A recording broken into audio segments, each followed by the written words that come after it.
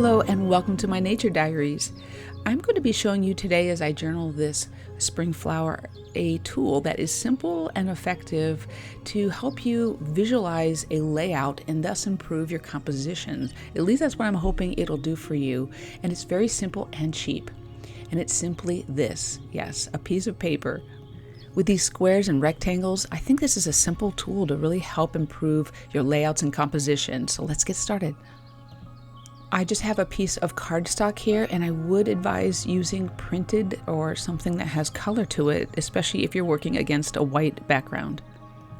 I'm just trimming down the paper here so it will fit into my paper cutter, and you can use, again, any kind of materials, but I think a really good straight edge is essential, so if you have something like this paper cutter, I highly recommend it.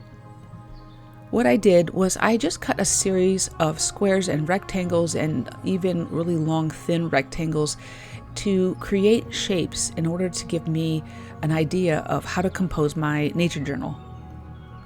I am just measuring off this one here in order to make sure I'm not creating the same size squares and rectangles. I was doing that earlier, but also make sure that each one of these squares and rectangles will fit into the size of your journal pages. I have a large and a small nature journal, and I cut these really small blocks and squares, and then of course I did some bigger ones as well. And remember to keep all the scraps because you can use those too. Now I will be starting my layout page using some photos that I took from a hike, and I'm introducing here this simple metal lid. And yes, this is going to be my circle shape because it's really hard to cut a perfect circle. Of course you can do that if you want, but these lids and of course even this cup, you're going to see how I use that in a moment, is going to help create a perfect circle in which I can put some of my art in. On the left, I'm just adjusting the size and trying to decide on the composition. And here's what I'm saying about the visual. You're creating a visual idea of how you want your layout to look. I am missing a circle that will be on the right-hand side, but you'll see that in just a moment.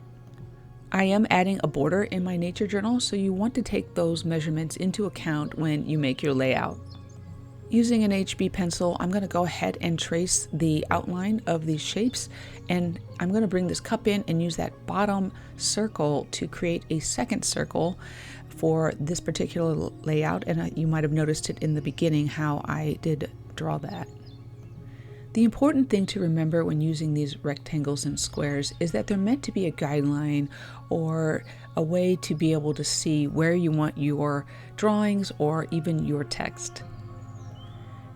After I put these shapes on the paper, I did my drawings in pencil very lightly with the HB pencil, and I left the circles, but I erased the square after I drew my picture. And that's because you don't have to follow each block or whatever shape it is that you have. You can use those as guidelines to just kind of place your picture or your art or your text or whatever it is that you are putting in your journal or nature journal.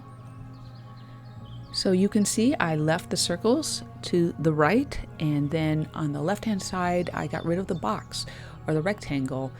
So what I'm going to be doing is just working on now finishing up this little painting of the little skunk cabbage, and then I will assess and step back and think, what else does this page need? You can see that I already made the text at the top much bigger because I liked how it filled out the page. And once again, you don't have to hold hard and fast to those shapes, but they do help give you an idea of how to compose your journal.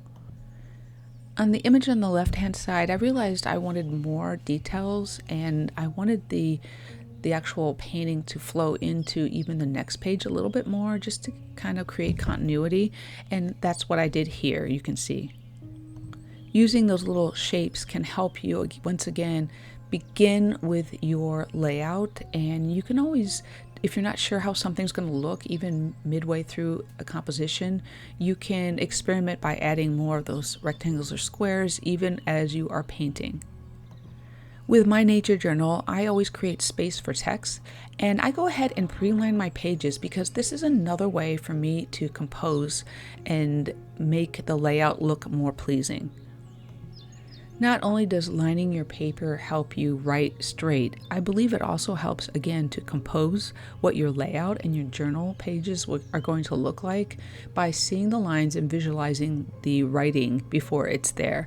You can always erase these guidelines later, and of course, make sure to use an HB pencil. If you're still watching, I have some more examples to follow, but also I want to invite you to like, comment, subscribe, and let me know if you feel like this has been a helpful tool or something that you'll try. I'm just going to show you now like a before and after using these shapes once again. And I really, again, appreciate the versatility that these little squares and shapes give me. So here's some more examples that I want to show you of past layouts where I use this tool and basically traced around them to show you different ways that you can incorporate these shapes into your composition. So here you see I actually kept all of the shapes that I drew, and that's completely legitimate. And then here is another example, and in this one I used the boxes and rectangles to hold the text. Here is another example where I just used some random placement, and notice as well I try to use odd numbers for groupings. And then this one is very interesting because you can take all of these shapes and move them all around and make one big composition or a couple like this one is. And this can help you as well visualize again what it is that you're trying to create.